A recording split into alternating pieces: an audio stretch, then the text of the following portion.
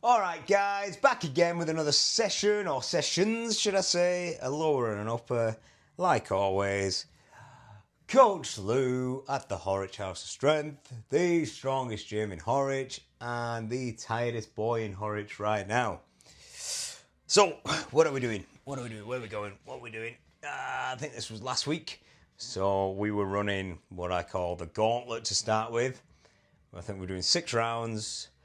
2 light, 2 medium, 2 heavy, and what the idea is, you grab a sandbag, you run over, load it onto your prowler or sled or whatever the hell you have, wheelbarrow, you drag the sled back, ditch the sandbag, and then you push the prowler back. You see I've got a load of plates, and then I've got a load of spacers, what we call spacers, and then just a bumper plate on top. That is so the sandbag can sit on it and obviously not get skewered by the prowler.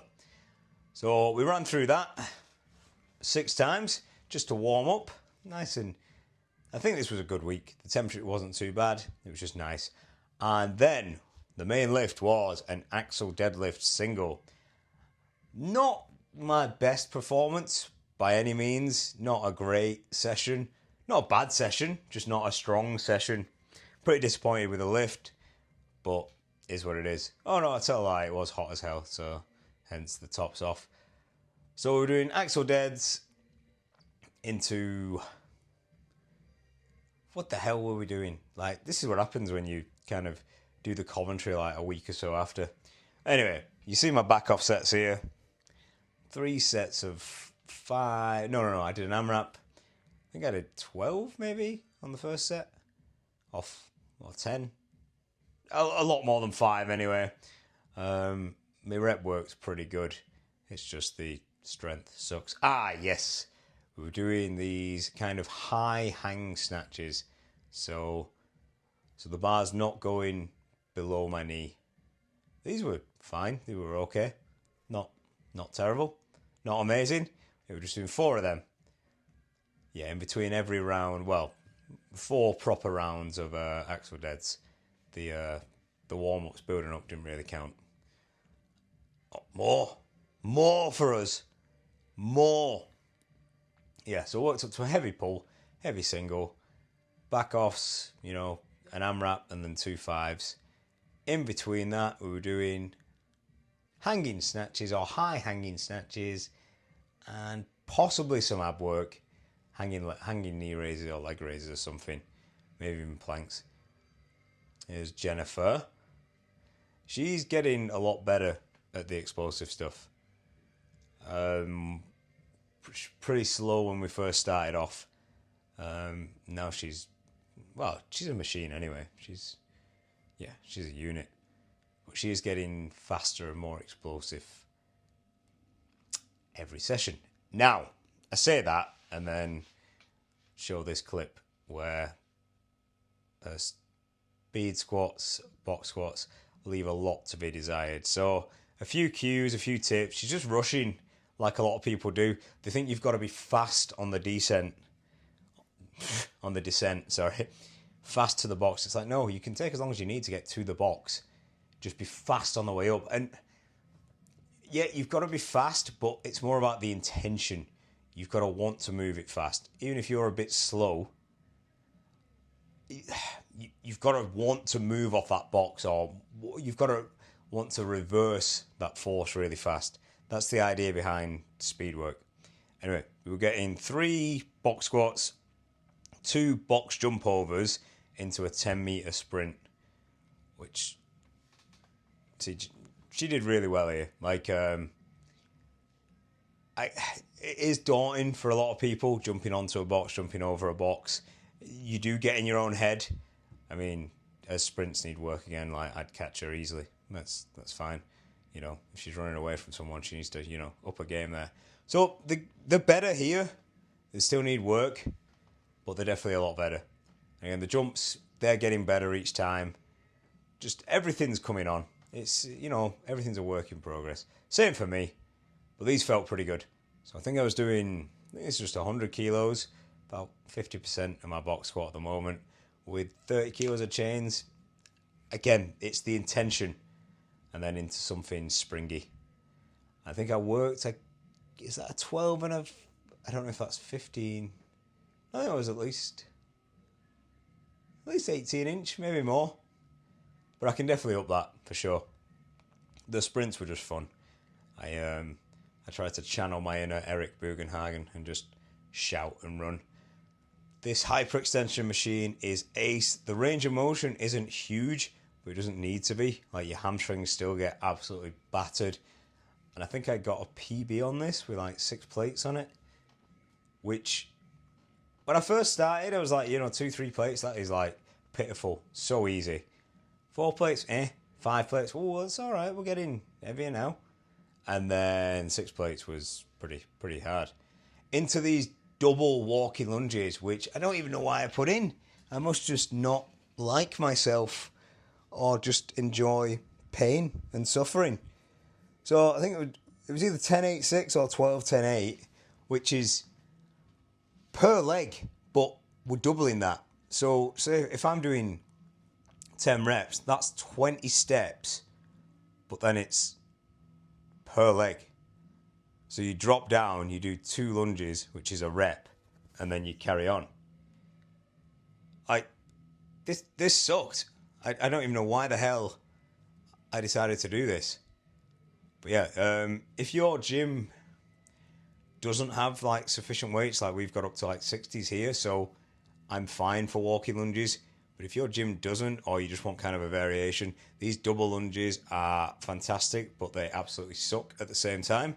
They're very, very humbling. And following this, I forgot what we did. Oh, I think it was just them two supersetted. This is Thursday morning session. No, it's not. Yes, it is. Yes, it is. No. Yes, no. Tuesday mornings. Began with a T. Incline bench press. This was just a random, pulled out of the hat. Heavy 5, and I surprised myself. Pressing's been surprising recently in a pretty good way. Pretty damn good way. So we've got Jen and Big Steve today. Don't know where Andy was. I think he was ill. He's been proper ill. So yeah, Steve.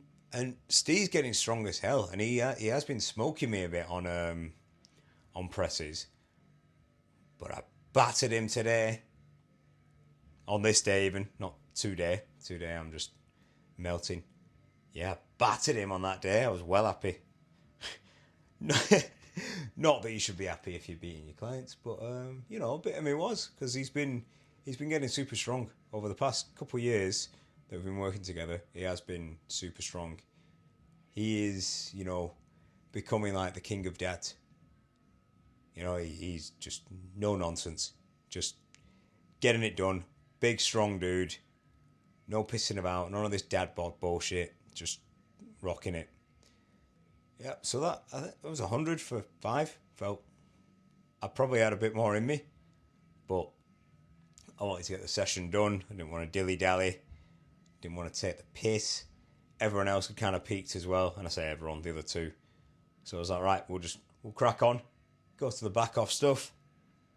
Get an AMRAP, and then 2 sets of 10.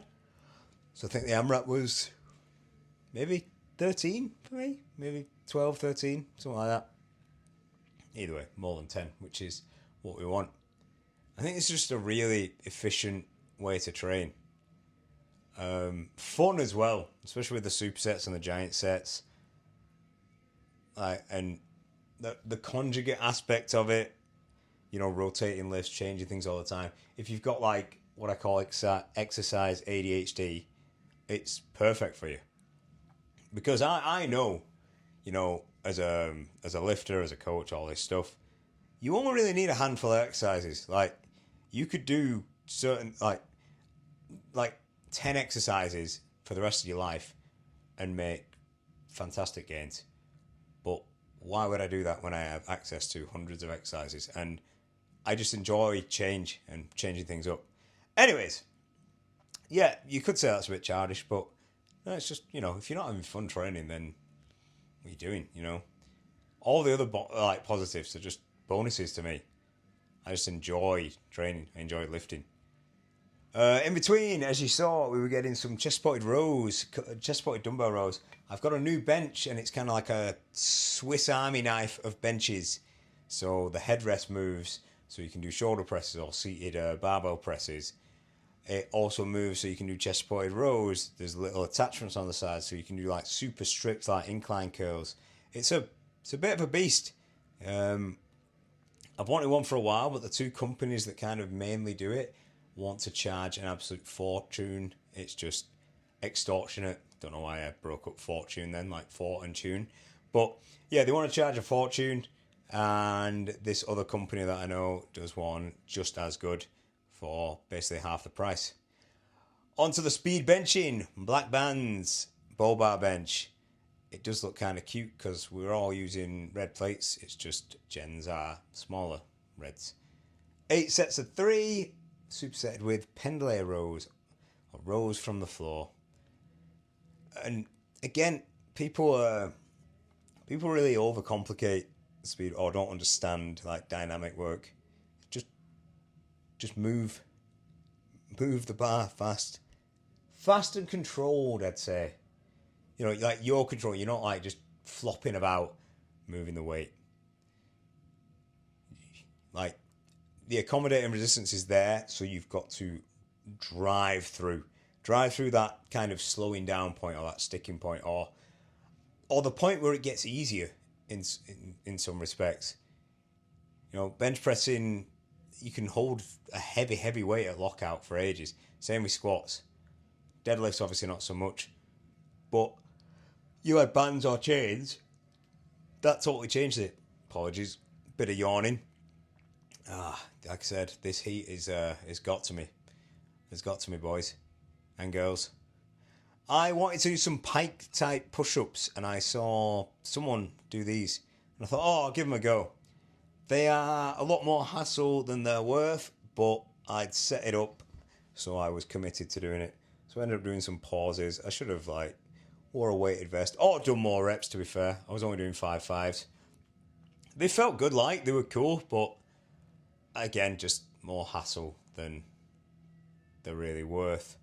So I'll think of another, an alternate for next session.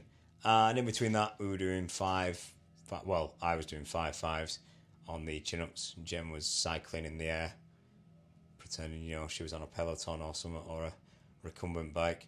Anyways, this, I was varying my grip slightly each time, and by that I mean kind of like a true underhand, like you're holding a barbell, and then I have these kind of grips that angle it slightly. And I thought the angled ones would be easier, but they were well harder, so we were just kind of alternating between them. I think this is just regular barbell, and these are well easy.